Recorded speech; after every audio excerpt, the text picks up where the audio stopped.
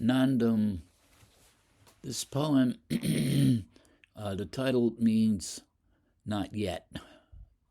And in this poem, Hopkins is voicing his frustrations at not having any kind of visual or material proof of God's existence, something like a sign that Jesus spoke about when he spoke of his own town, where people were looking for a sign so that they could believe. And he said he wouldn't give it to them because they were of little faith. And he said, "Blessed are those who have not seen and yet believe." So that concept comes up in this poem. And the tone is one of seemingly frustration and strained patience, waiting until the end of life before one can see and know that God does in fact exist. So the poem is about that. It's about, having some visual or material sign that God is near. And Hopkins voices his frustration over that. And it's not the first time. In some of his other poems, excuse me, he voiced the same idea. In Adoro Te Devote, that line began, "Godhead, here in whom, what was it? Godhead, here in hiding, whom I do adore, masked by these bare shadows, shape and nothing more." And then in the other poem, one of his terrible sonnets, "I wake and feel the fell of dark, not day." He speaks of one of his cries going unheard and unanswered. He said, "My lament is cries countless, cries like dead letters sent to him that lives far away." So, this isn't the first poem he does this. And so there's a kind of a constraint up until the last two stanzas, where if this was a sonnet, that would be considered the turn, because he does change at that point. But prior to that, he uses a lot of imagery in which he shows that he is lacking evidence of God's presence, and that creates frustration for him. Even biblical references to, like, Moses approaching God and God telling Moses to take his sandals off because he was crossing holy ground. He brings these images in, and then he also takes us through the eons of time, immeasurable stretches of eternity of life in this temporal world, but going back prior to the flood to the first signs of life on earth. And all through that period, there's darkness and there's ignorance of the reality of God's presence. So that's basically what it's about. It's a lot to pack into this poem, but it's a rather long poem anyway. So the subtitle, "Verily thou art a God that hidest thyself." God, though to thee our psalm we raise, no answering voice comes from the skies. To thee the trembling sinner prays, but no forgiving voice replies. Our prayers seem lost in desert ways. Our hymn in vast silence dies. We see the glories of the earth, but not the hand that wrought them all. Night to myriad worlds give birth, yet like a lighted empty hall where stands no host at door or hearth, vacant creation's lamp appall. We guess, we clothe thee, unseen king, with attributes we deem are meet, each in his own imagining, sets up a shadow in thy seat. Yet know not how our gifts to bring, where seek thee with unsandaled feet. And still 'tis unbroken silence broods, while sages and while eons run, as earth upon chaotic floods, the spirit hovered ere the sun had called the seasons' changeful moods, and life's first germs from death had won. And still the abysses infinite surround the peak from which we gaze. Deep calls to deep in blackest night, giddies the soul with blinding gaze that dares to cast its searching light on being's dread and vacant maze. And thou art silent, whilst the world contends about its many creeds, and hosts confront with flag unfurled, and zeal is flushed, and pity bleeds, and truth is heard with tears imperiled, a moaning voice among the reeds. My hand upon my lips I lay, the breast's desponding sob I quell. I move along life's tomb-decked way, and listen to the passing bell, summoning men from speechless day to death's more silent, darker spell. Oh, 'tis thou givest that sense, till thou givest that sense beyond, to show thee that thou art and near. Let patience with her chastening wand dispel the doubt and dry the tear, and lead me childlike, not in fear. Speak, whisper to my arching heart one word, as when a mother speaks, soft, when she sees her infant start, till dimpled joy steals o'er its cheeks. Then, to behold thee as thou art, I'll wait till morn eternal breaks. So this is where these last two stanzas here, this is where the turn occurs, and he likens it, compares it to a mother soothing a child, all right, and that would be God, soothing him. There's a couple of typos in here that I have to talk about when I reach them, not in the sonnet, but in the analysis.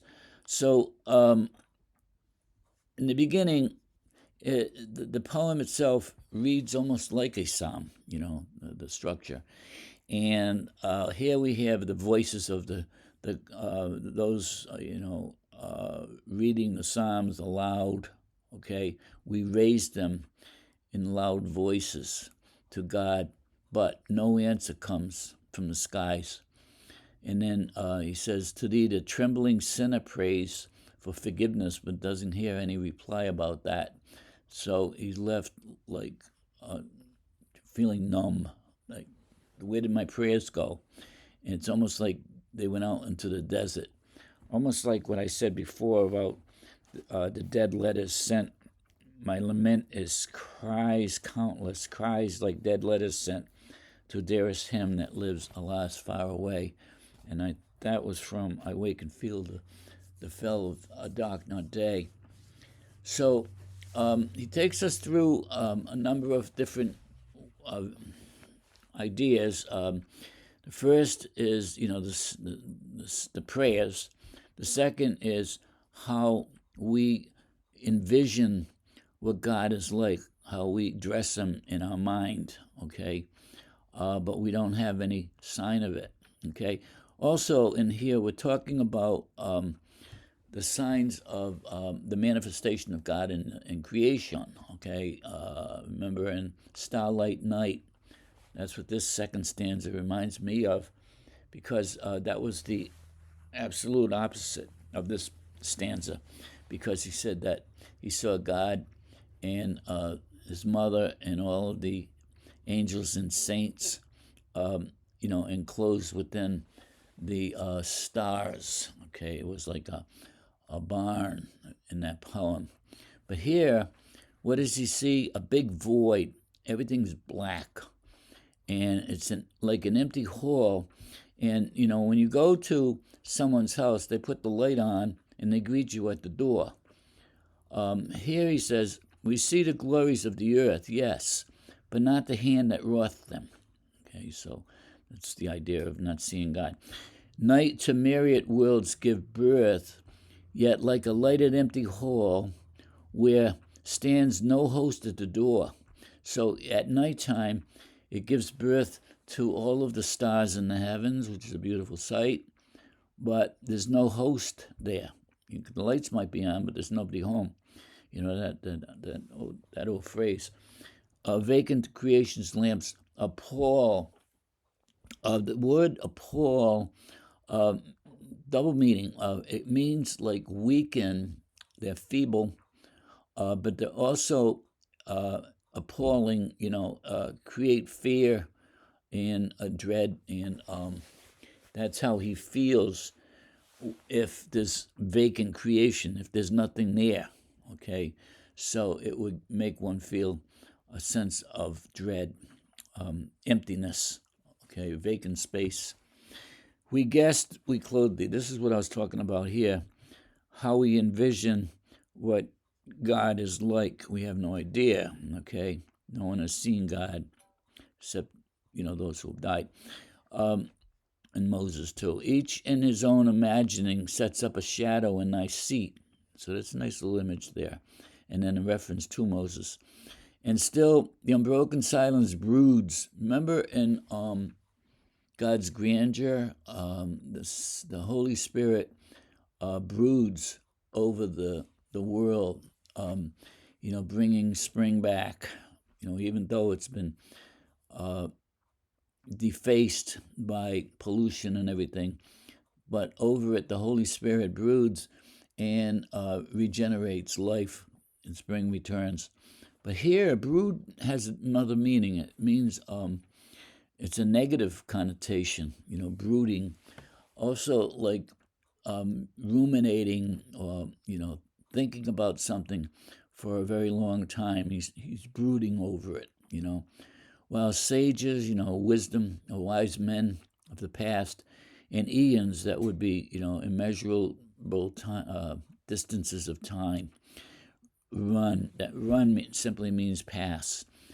As earth at the beginning upon the chaotic floods, the spirit of it, or the sun. All right, from chaos, God created the world, all right, in the 6 days. Had called the seasons changeful moods and life's first germs. When life from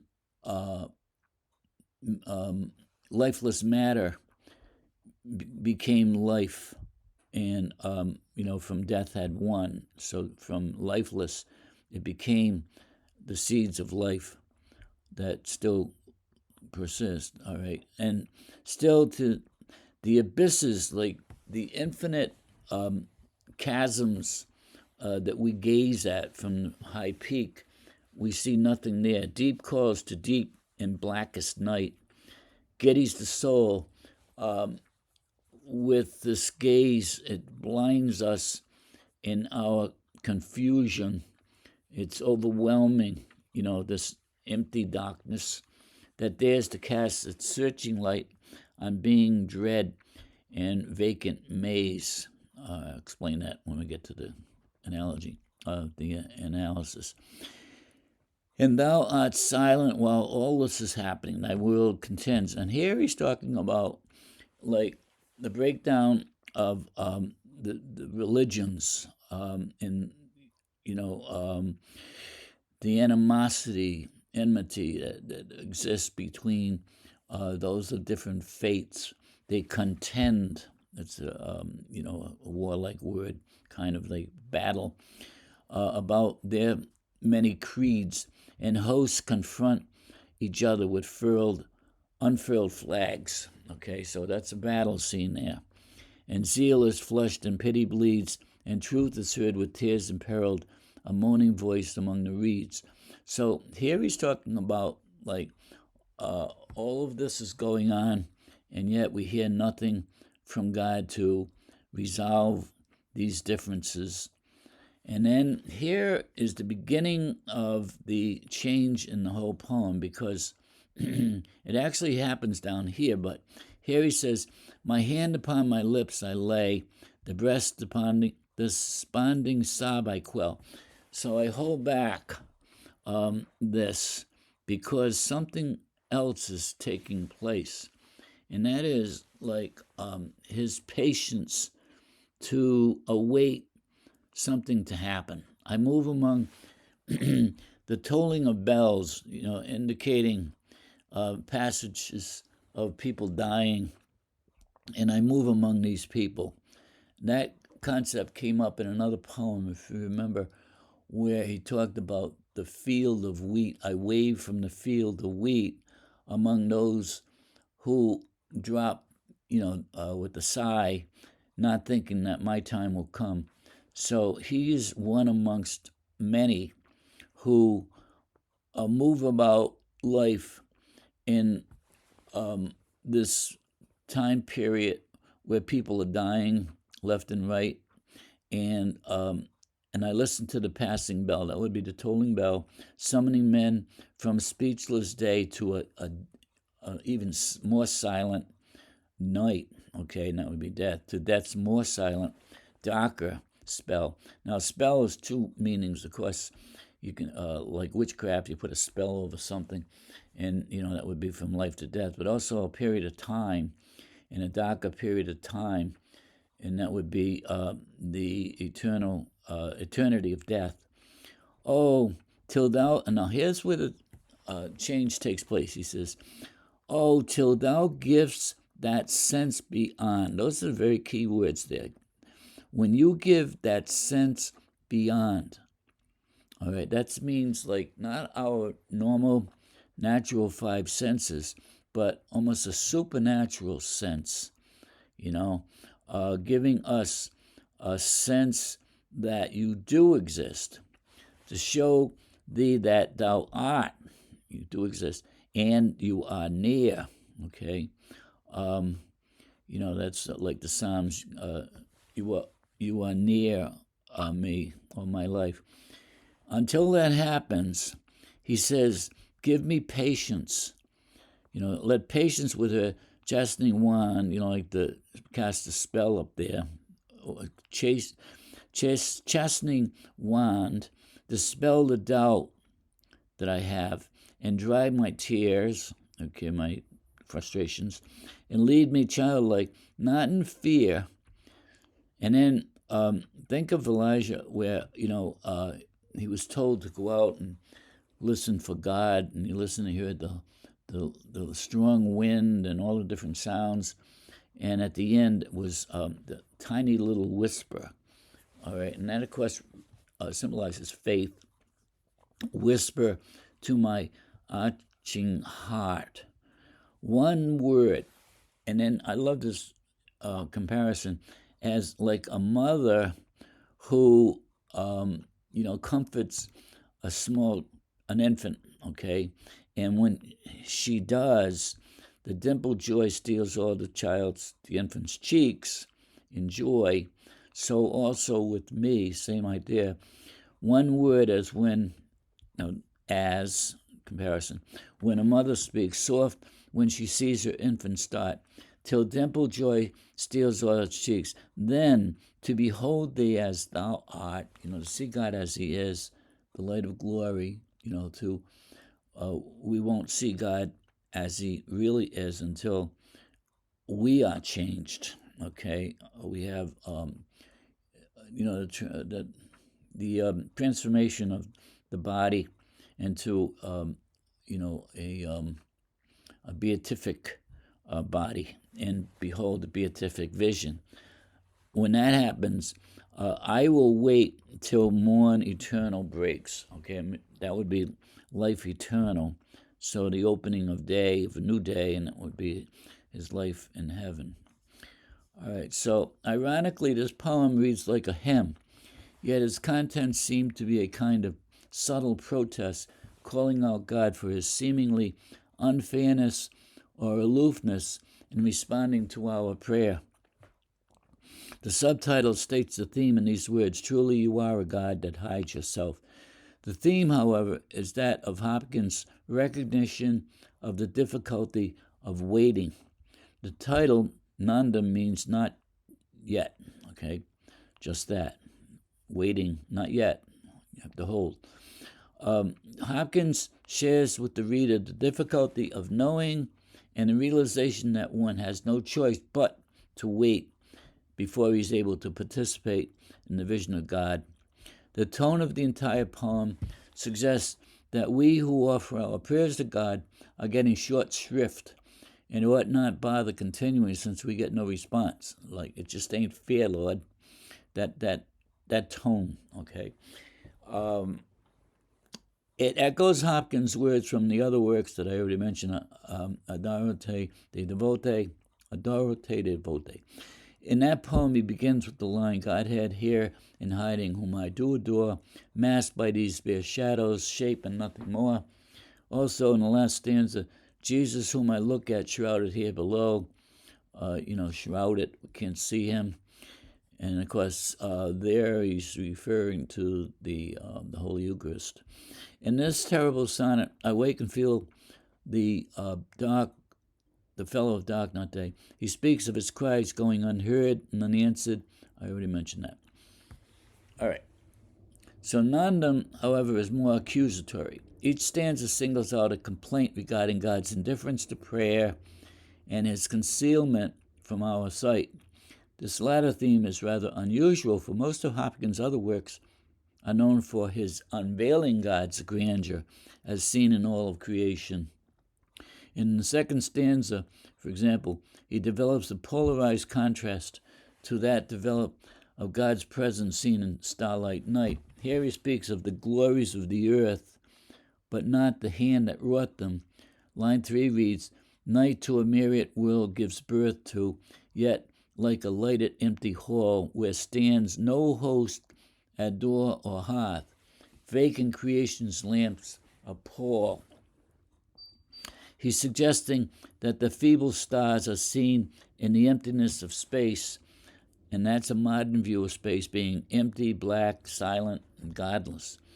There is no one at the door to welcome guests. This is a sharp contrast to his viewpoint, as I said, in Starlight Night, where we see Christ and his mother and all the saints at the center of the night sky. The third stanza considers a different approach, where he tells God that we have to guess at his appearance, since we get no help from above. Yet the words unseen king connote respect, while telling God that we feel helpless and not knowing how to approach his presence. In other words, he does, address, he does have faith. Unseen king, he wouldn't say that if he didn't believe in God, right? And yet we feel helpless and not knowing how to approach his presence, where we seek thee. In other words, we deem God with characteristics that we think are appropriate in our quest with unsandaled feet. You know what that means. Stanzas 4 and 5 relate to the infinite abyss of time and space. He speaks of the immeasurably long stretches of time, while ages and that's ERST run. That's one of the typos that I made. When the world was first fashioned and the myriad changes have taken place even before the time of Noah, earth's upon chaotic floods, and unbroken silence has reigned. So it's since the beginning of time, there's been nothing but silence. He uses the word broods, reminding us of the Holy Spirit. I already mentioned that. Broods over the warm breast. All right. The Holy Spirit over the bent world broods with warm breast and with bright wings. That was from that poem. Here, however, the word carries a negative connotation, suggesting a sulking, he's brooding over it, or dwelling on something excessively.